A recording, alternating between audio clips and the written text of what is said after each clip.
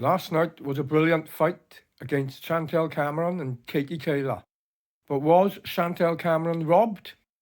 For me, 100% clean knockdown. Switching up on her now. Cameron's going on the back foot. Oh, knockdown! Tremendous. Referee decides it's not a knockdown. She was off balance, but that was a knockdown, Mike. She was off balance, slightly pulling out. That was a genuine knockdown. I've never seen such a cleaner knockdown. Their feet didn't touch. What, was the referee blind? If you look, their feet are about 2 inches apart. It was 100% a clean knockdown.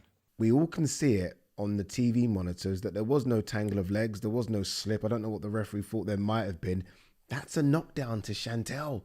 It's a knockdown. Now, but if it was scored a knockdown, would Chantelle have won the fight? With the knockdown alone, I think maybe not. But what about the headbutt? The headbutt, if we look at it, Katie Taylor is on the ropes and she comes bouncing in with her head. No fists up, no fists trying to punch. It was a straight whoosh with the head. From the ropes, bam! Said she had to be busy. The cleanest headbutt you could ever see. Why is everyone ignoring that it was a clean headbutt, an obvious headbutt? Chantelle Cameron had multiple interviews, and I'll play one in this video, multiple interviews where she was complaining, basically, about the first fight, the amount of headbutts from Katie Taylor, and how she was going to try to avoid them more.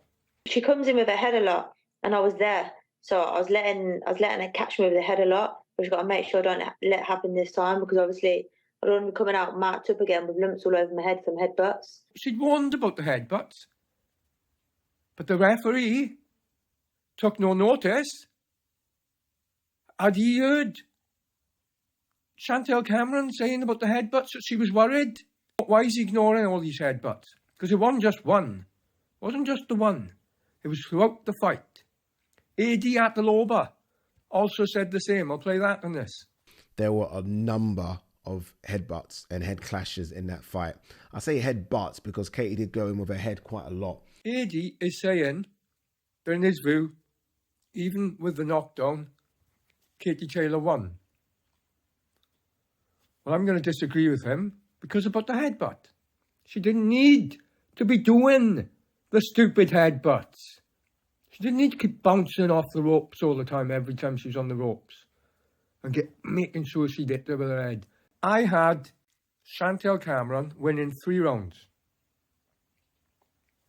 One of them rounds was the first round with a knockdown, which should have been 8-10 to Chantelle Cameron, and it was marked as 9-10. Then in the third, you had the headbutt, which should have been an 8-10 to Cameron. Instead, it was a 10-9. That works out as a win for Chantelle Cameron. And if it's not a win, it's 100% a draw. So, in my view, she was robbed. It was robbery. And not just that. There's a lot more to this about the fight, which I noticed. Why did they have to go back to Dublin? Why did Chantelle Cameron's team agree to this? It seems like it's all about the money. Should never agree to let you fighter go back to Dublin for Katie Taylor to have another chance with all that crowd against you. So that was wrong. It should have been in the UK, and Katie Taylor should have been made to go there. They should have stuck their ground and protected their fighter. So that was wrong. And Chantelle Cameron complained about that multiple times during interviews, different interviews. She wasn't happy with it. She's been mistreated.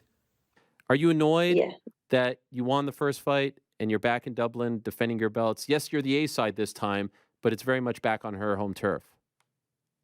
Yeah, like obviously she's getting to roll the dice twice, and why Dublin? Why we had to come back to Dublin? So I don't know why we couldn't have been in the UK or Middle East or America. It could have gone anywhere, but I had to come back to Dublin. And obviously it's Katie Taylor's country, so it's all for Katie Taylor. Yeah, I had no choice. So I did say, like, well, do I get a rematch clause in this fight? Because it's okay coming back for the rematch, but what if I do get robbed? Like, what's going to happen for me then? Is everything just in Katie Taylor's favour so that she takes my belts and she's gonna get the fairy tale homecoming finally because I fought it the first time? But I'm not getting a rematch clause. There's no rematch clause in it, and I kind of just had to come over here. I've got nothing against Katie Taylor. I'm a fan of her. I don't prefer one over the other, Katie Taylor or Chantelle Cameron. But I can see when there's a misjustice. I'm unbiased. But this is an injustice of the highest order. And Ireland should be ashamed of themselves for what they've done to Chantelle Cameron.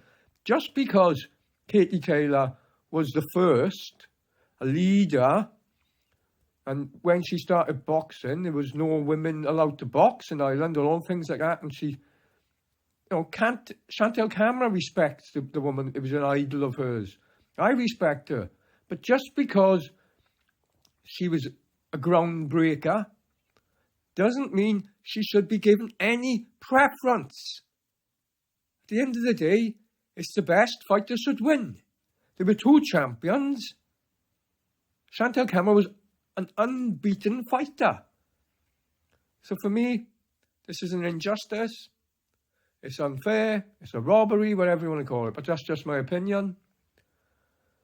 And whatever judge scored it, I don't know what he scored it, but it was a mile difference between them both. He's blinded. 98-92 to Katie is wild. That's a wild scorecard. The one who scored the draw was the closest. But even the other one, if the headbutt had been counted as illegal, which it should have been, and the knockdown, Chantelle Cameron should have won. Too many times he was doing it for it to be unintentional, in my mind. Okay? So that's my view. Let me know your thoughts in the comments. Like and subscribe. And check all the footage out yourself and you decide. Okay? Bye.